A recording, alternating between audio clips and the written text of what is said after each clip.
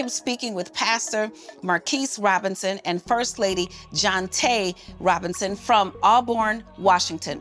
Their biggest obstacle to building wealth are two things that plague many of us.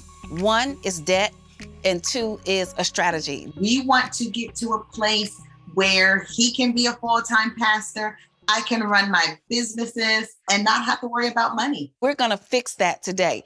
The first thing I'm going to say is your dependents who are under 21 can be millionaires before 30 just by operating in your home-based business as employees, taking their extra money.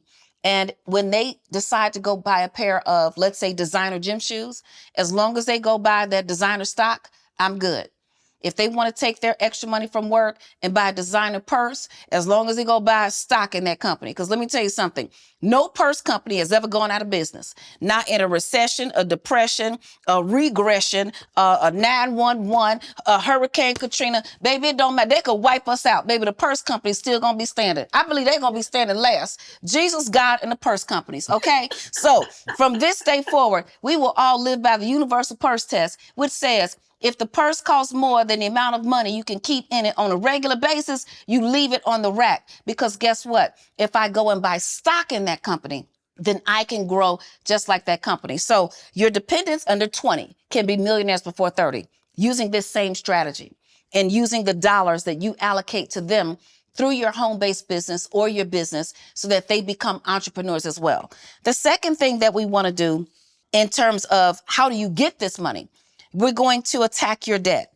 So, Jonte, I want you to join the insurance sales team and or partner with the insurance sales team because we know that building a legacy really is the number one way to build wealth, and that's through proper life insurance. Because if you have proper life insurance, you might still be grinding trying to make this $6,000 grow, but if you don't wake up tomorrow, then you've got it and you can make it grow and pass it on to your heirs with rules.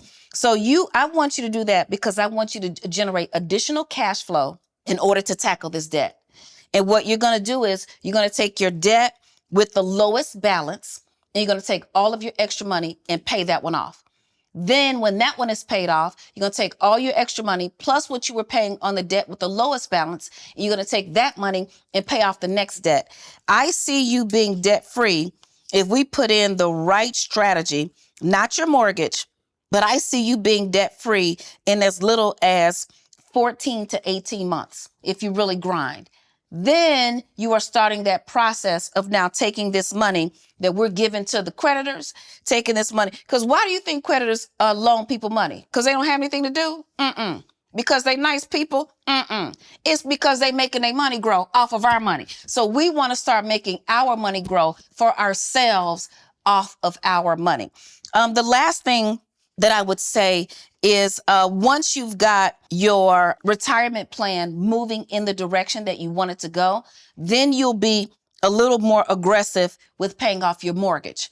But if I were you, paying off my mortgage would not be my first priority. It will be a priority that is encompassed within my retirement priority. And once that ball gets rolling on retirement, then you can also focus on paying off that mortgage. Does that make sense? Makes perfect sense. Do you have any questions for me? Any questions at all? Anything about anything I just said? Yes, I do have a question. And so with the mortgage, this is not like our final destination. We will only be living in this state probably temporarily, max 5 more years, and then relocating somewhere to purchase our forever home. Do you have any thoughts about how that plays into the strategy that you discussed with us today? Yes. So if you're not going to stay in the property, that's an excellent question. You don't want to prepay the mortgage at all. You don't want to prepay a debt that you're going to leave behind once you sell.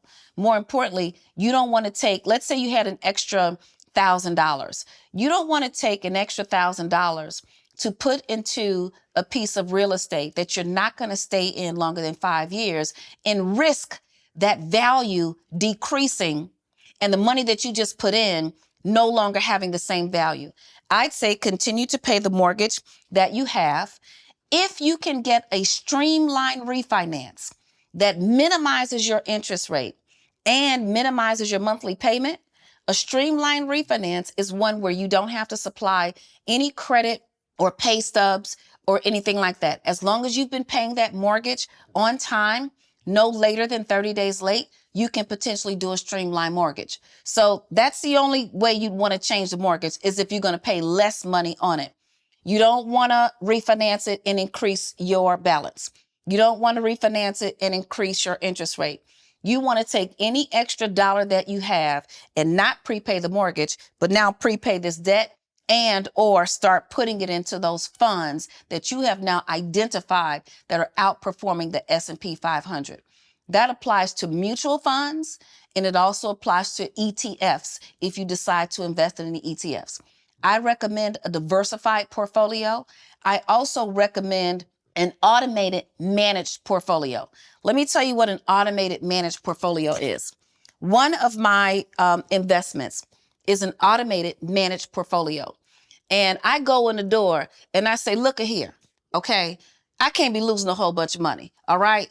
I don't have a high risk tolerance. Or you go in and say, you know what? I'm okay with losing some money. The portfolio is designed to reallocate your funds depending on what's happening in the market that day. So you don't have to wake up and there's a catastrophe and you've lost all your money if you've told the managed automated portfolio that I am a conservative investor who doesn't like to lose money. It will see what's going on in the market and reallocate your fund, the assets in your fund. It'll reallocate them out of stocks and into bonds or cash, which are safer. If you're more risky, however, it'll keep it in there and it'll say, okay, close your eyes, don't look. Right? Because people, when they get nervous about their money, if they look at it and see that they lost it, they start to get nervous. But a more aggressive investor understands that I might have lost money today, but that means I'm going to gain more in 3 years, 5 years, or 10 years, depending on your outlook. But that's an excellent question. Don't prepay the mortgage. Let's find that forever home, and let's find the resources in either the 401k, and that's why, Pastor, the solo 401k, if you get that, if you decide to be a self-employed business owner, that solo 401k will allow you to borrow against it so that you can buy the next home if you are concerned about funds for your down payment, or if you're concerned about having too high of a loan to value. So you all are on your way.